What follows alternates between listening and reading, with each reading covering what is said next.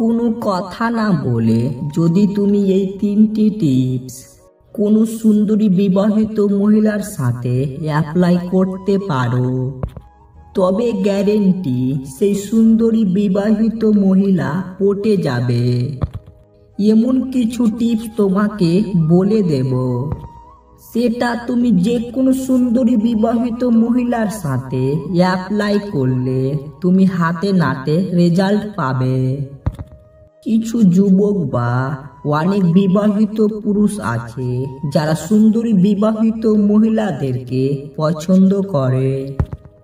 আমি অনেক দেখেছি যেসব ছেলেদের বিয়ে হয়ে গেছে তারাও বিবাহিত মহিলাদের পিছনে পাগলের মতো পড়ে থাকে, আর বিবাহিত মহিলাদের তারা পটাতে চায়।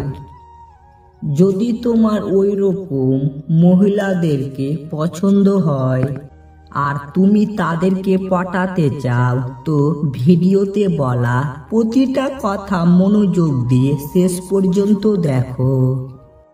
আমি গ্যারেন্টি দিচ্ছি, যদি তুমি এই কাজগুলো যে কোনো সুন্দরী বিবাহিত মহিলার সাথে করতে পারো, তবে 100% শিওর সেই সুন্দরী বিবাহিত মহিলা তোমার প্রেমে পড়ে যাবে।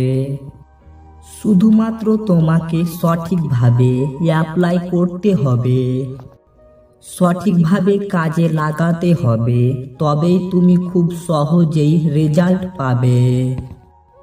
প্রথম কাজ, সুন্দরী বিবাহিত মহিলাদের সাথে বন্ধুত্বটা কিভাবে করবে।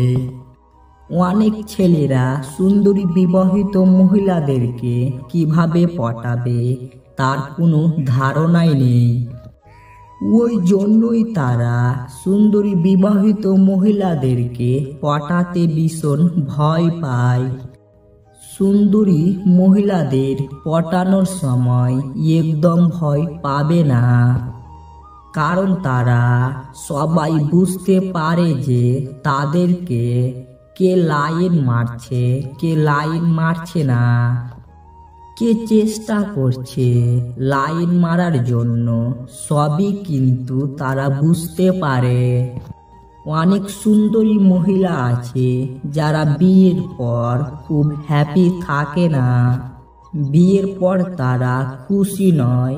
ওই সব সুন্দরী মহিলারা ভাবে অন্য ছেলেদের সাথে যদি রিলেশন করতে পারত। দেখা যায় অনেক সুন্দরী বিবাহিত মহিলাদের স্বামী তাদের ভালোবাসে না। ওই কারণের জন্যই তারা খুব কষ্টই থাকে এবং তারা খুব অসন্তুষ্ট থাকে তাদের স্বামীদের প্রতি। তাদের স্বামীরা তাদের একদমই ভালোবাসে না।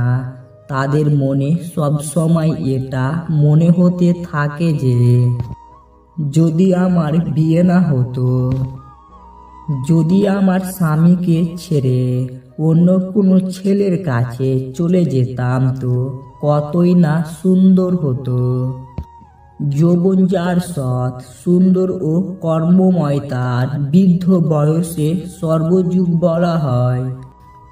সৎ লোক 7 বার বিপদে পড়লে আবার উঠে, কিন্তু অসৎ লোক বিপদে পড়লে একবারই পীড়িত হয়। সেই সত্যিকারের মানুষ যে অন্যের দোষ ত্রুটিগুলো নিজেকে দিয়ে বিবেচনা করতে পারে। বিদ্ধনের কলমের কালি শহীদের রক্তর চেয়েও পবিত্র।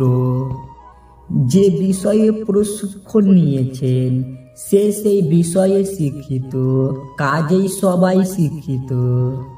যেখানে দেখবি ছাই, উড়িয়ে দেখো তাই, মিলিয়ে মিলাতে পারো অমূল্যই রতন। কান্নায় অপন্ত সুখ আছে, তাই তো কাঁদতে তো ভালোবাসি। প্রয়োজন আইনের তুক্কা করে না। আমি চলে গেছি যদি কেউ না কাঁদে, তবে আমার অস্তিত্বর কোনো মূল্য নেই। অপমান হলো একটি তীর, যতই ভুলতে চাইবেন ততই হৃদয়ে গভীর বিদ্ধ হবে। আমরা যতই অধ্যয়ন করি ততই আমাদের অকৃতজ্ঞকে আবিষ্কার করি। পৃথিবীর কঠিন বাস্তবের মধ্যে একটি বাস্তব হলো, মানুষ যখন সাফল্যর দ্বারপ্রান্তে এসে পৌঁছায় আর তখনই তার প্রিয় মানুষটি হারিয়ে যায়।